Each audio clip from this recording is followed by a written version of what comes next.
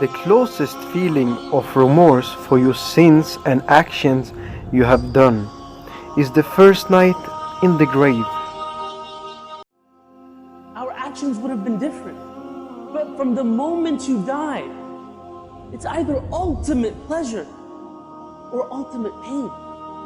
They will rush you out, put you in a car, and take you to your grave. The grave is dark, very dark. And they will they will lie you down, 7 feet under. And brothers and sisters, the moment that if you haven't seen, please go see it. Where they put the body on the right side, they untie the knot. The brother comes out of the grave and they say, Bismillah.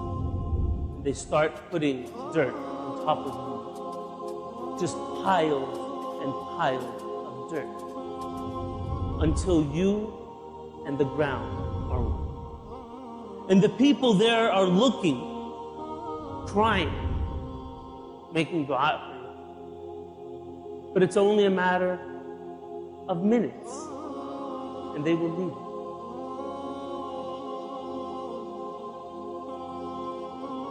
As soon as you enter your grave, the grave will squeeze you.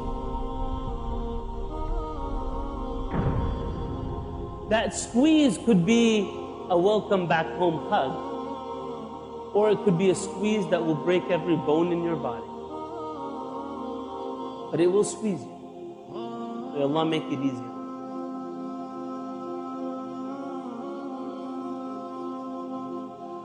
And at that moment, brothers and sisters, the two ugliest creations of Allah, called Munkar and Nakir, these angels, Allah had created in a very frightening form.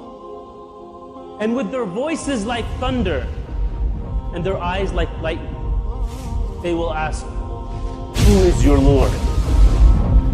Who did you submit to? The mu'min will say, my Lord is Allah. They will ask, what is your way of life?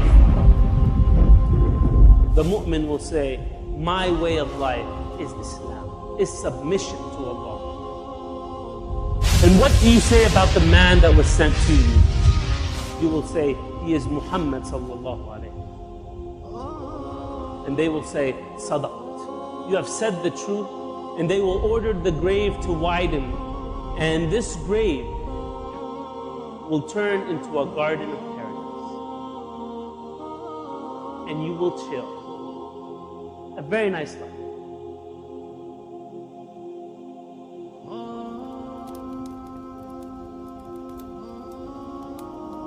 On the other side, may Allah protect, they will ask the same question. And the person will not be able to answer. They will ask, who is your Lord? Who did you submit to?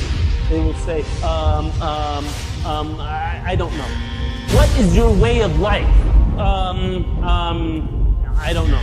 And what do you say about the man that was sent to you? I don't know. They said we should submit. And the angel will say, you're lying. You don't know anything. And they will order the grave to become a pit of hellfire. And the grave will start burning till the day of judgment. And the grave will squeeze and tighten, become narrower and darker, until every bone in your body breaks. May Allah protect. And brothers and sisters, it doesn't stop there. But there are different forms of punishment in the grave, depending on what you've done. The Quran says, you are busy piling up, calculating, developing your careers, your money, your occupation, your wealth, until you visit the grave. Think about it. When was the last time that you went to a funeral? Was it your mother? Was it your father? Was it your grandfather? Was it your uncle? Was it your cousin? Was it your friend? Was it your wife? Was it your husband? The last time that you visited the grave, when you went to a funeral and you saw that person whom you loved that was laughing, crying, live, boasting, wealthy, educated, denying, arrogant, whatever they were. What was the demeanor of the people when you walked in that funeral home? When that person was stretched out in their last suit? What was the demeanor? Were the people cracking jokes? Were they dancing? Were they clapping and singing songs? No. Silence. Melancholy. Trauma. Why? Because every person that walked in that room, seeing that person stretched out, the first thing they thought about was not the person. The first thing they thought about was that one day, this will be me. And then after you go to the funeral house, if you got the guts, if you're able to do so, you go to the grave. And now this is another scenario. And you say to yourself, is that it? I mean, 50, 60 years, scraping, struggling, scheming, lying, stealing, fornicating, jumping up and down, begging, working, and this is the end of it? I mean, is this what's going to happen to me? Are they going to be dropping me into a hole in the ground? A hole in the ground, the same hole that a cat digs after it defecates. Just a little deeper.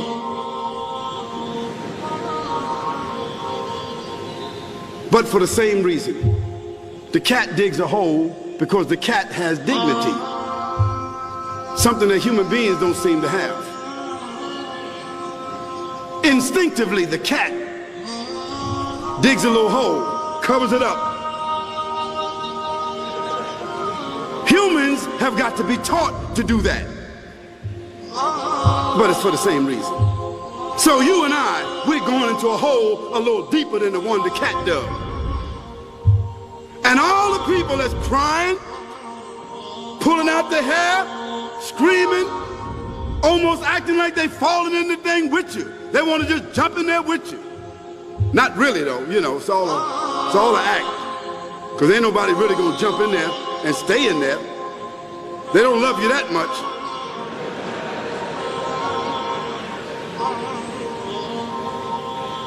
And then after all the shoveling get done, and they fill it up, and the box, you can't even see the box no more, the coffin that cost $5,000.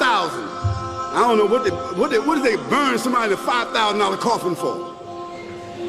I mean, if I was a funeral director, after they left, I would dig them back up and put them in another box and take that box back.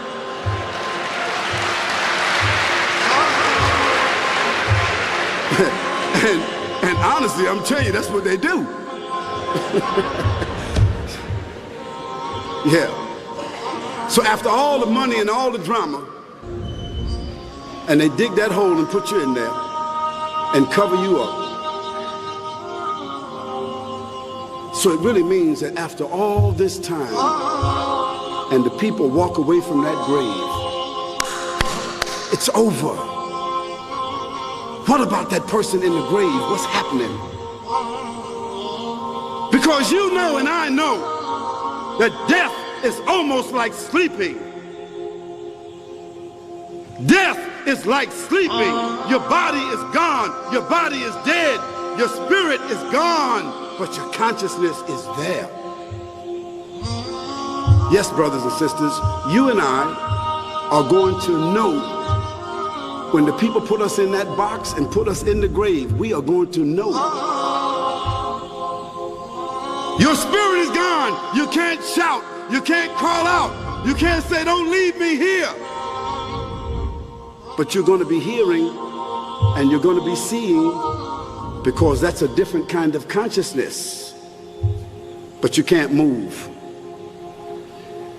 And in that grave, this is when the real trauma is going to begin. Because there's a reason for humans to go inside the grave. If the Creator wanted to, he could have caused us to live and then disappear into the atmosphere. But he didn't. He caused us to go into another womb called the tomb. You started out in the womb of your mother, and you wind up in the womb of the earth called the tomb. From the womb to the tomb. This is the whole trip.